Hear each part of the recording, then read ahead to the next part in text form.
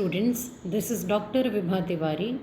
As I had told you people in my previous video that I am going to take up the important sections of William Hazlitt's famous essay on going a journey. So some of the portions have been covered by me in my previous video. Now let's proceed further. Let's have the text first. I have no objection to argue a point with anyone for 20 miles of measured road, but not for pleasure. See, he is very specific about his priorities during the course of journey. He says, I can go on arguing about something, and that too for near about 20 miles. That's a great distance. He says, I can go on arguing on a particular point, but it won't be giving me any kind of pleasure. See, the soul of journey, according to him, is to get the pleasure all alone. When you are in the company of someone, perhaps you won't be able to enjoy nature. Perhaps you won't be able to just feel the sole purpose of journey, and which according to him, as we had discussed earlier, which according to him is perfect liberty. So you won't be able to enjoy liberty, you won't be able to enjoy freedom outside if you are in the company of someone. So he says, I don't have any objection. See, I am comfortable with a particular point if I go on arguing about something, and that too for a great distance. I have no objection to that. I am comfortable with that, but it is not going to give me any kind of pleasure. If you remark the scent of a bean field crossing the road, perhaps your fellow traveler has no smell. And just in order to emphasize his point, he says, perhaps if you are attracted towards the fragrance of a particular bean field in the course of your journey, your fellow traveler might not have the same kind of attraction for that thing. See, our choices are different.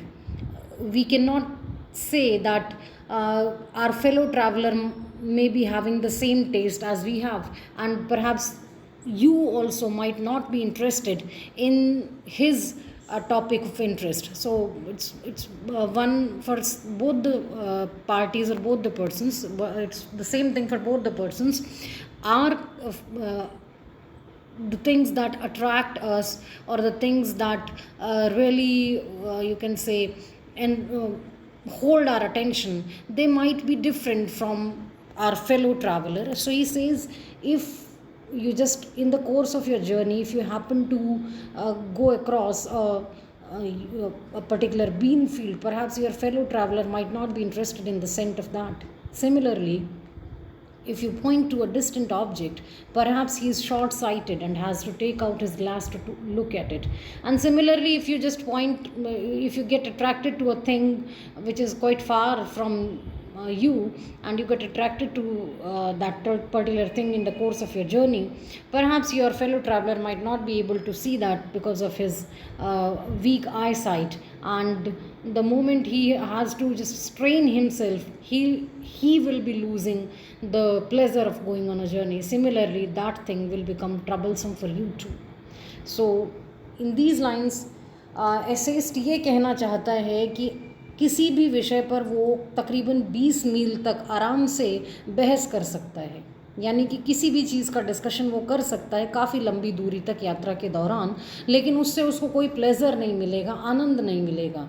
अपनी बात को पुख्ता करने के लिए वो उदाहरण देता है कि जैसे आप यात्रा के दौरान किसी खेत के पास से गुज़रें, बीन फील्ड के पास से गुज़रें और खुशबू आए वहाँ पे फ्लावर्स की, तो शायद वो आपको आकर्षित कर सकती है, पर आपके दोस्त को, आपके साथी को, आपके सहयात्री को वो चीज़ उतना आकर्षित ना करे.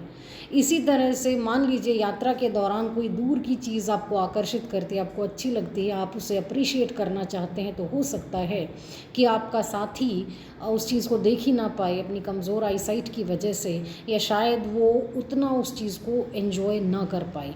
यानी कुल मिला के कहने का मतलब ये है कि दो व्यक्तियों की राय बहुत बार ऐसा होता है कि एक जैसी नहीं होती है.